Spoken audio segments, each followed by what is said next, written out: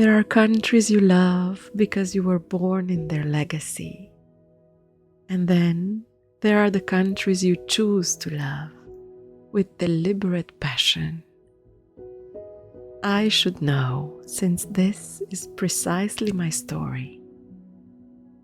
Tonight we'll speak of one of my favorite contemporary writers, a man who declared in an interview, "The same way you belong to a family but choose your friends. I come from France and I chose Belgium." Eric-Emmanuel Schmitt writes with a sensitivity I'm particularly receptive to.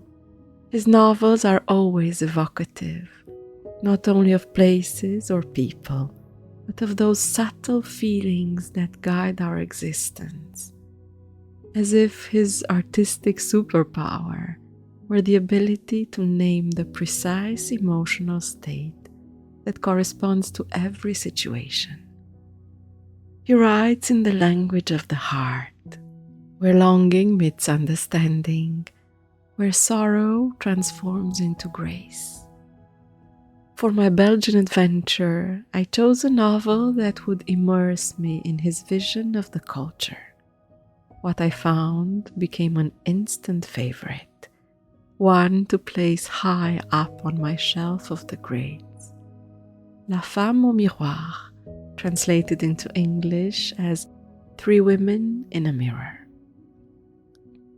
The novel weaves together the lives of three distinct women separated by centuries, but united by a singular, profound sense of alienation from the roles society has forced upon them.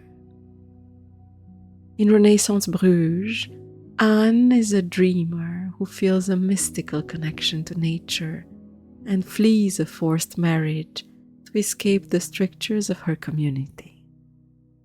In turn-of-the-century Vienna, Hanna is a wealthy but emotionally detached aristocrat who turns to the budding science of psychoanalysis to understand why she rejects domesticity.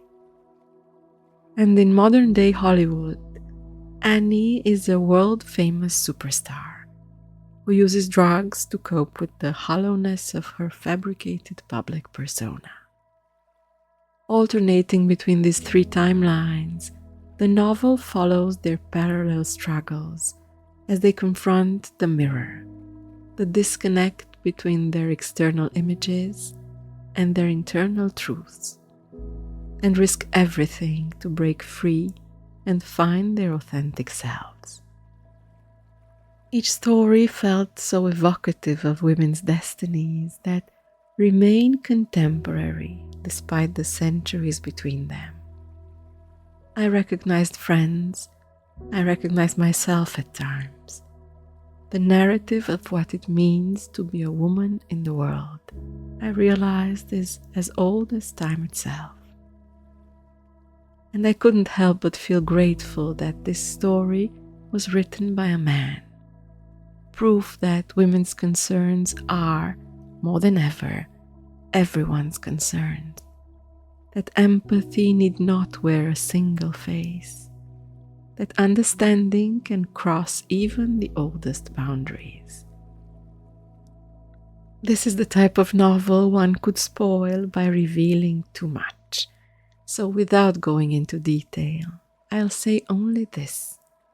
The Renaissance story of Anne was the one that moved me the most, especially since it revealed a social aspect of European society I wasn't aware of, the beguinage. During my recent stay in Bruges, I knew I had to see it for myself.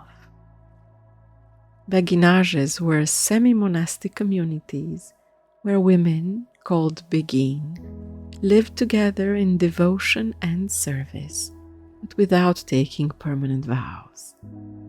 Unlike nuns bound to convents, these women retained a measure of autonomy. They could own property, leave if they wished, pursue contemplative lives without surrendering entirely to institutional rule. It was a radical space of feminine independence in medieval Europe, quiet, unassuming, revolutionary in its ordinariness. The Princely Beguinage Ten Wijngaarde in Bruges, founded in 1245, still stands today, a tranquil enclave of whitewashed houses arranged around the central green, its simplicity almost startling against the grandeur of the city beyond its walls.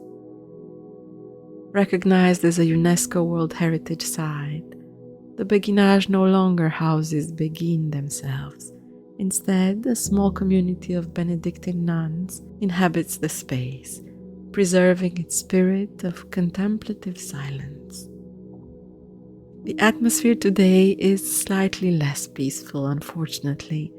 Tourist groups visit the Beguinage daily.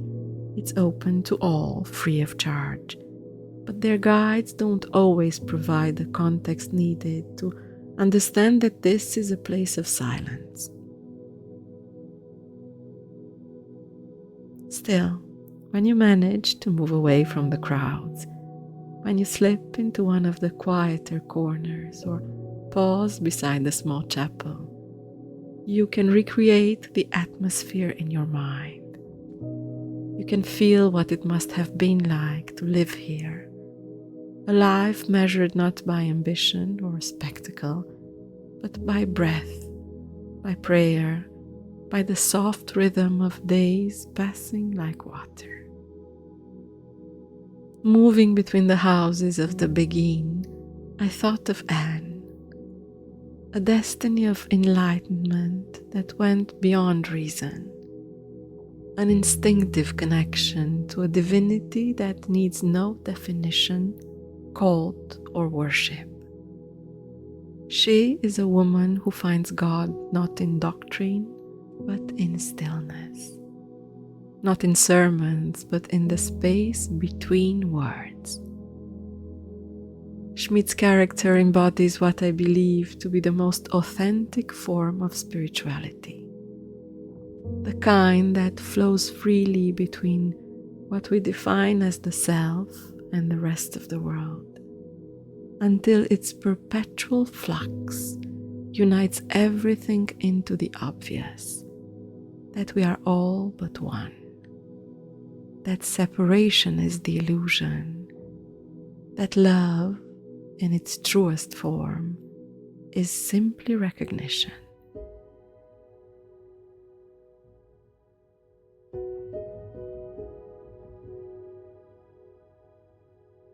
Walking in silence, feeling the ancient cobblestones under my feet, I was filled with gratitude for the beauty this novel revealed to me.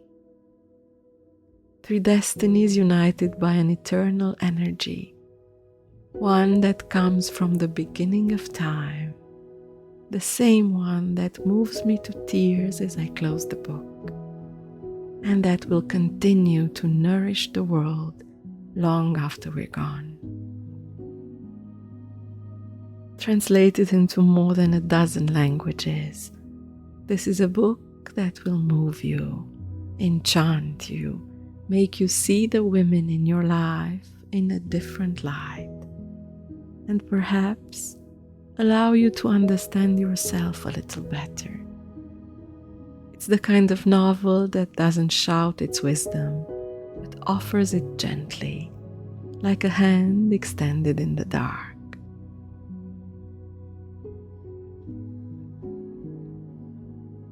Tomorrow we're pursuing pleasure instead of contemplation. I'm taking you shopping to one of the most beautiful bookshops I've visited, a place where stories live in the historic walls as well as between the pages. Until then, Merry Advent, friends.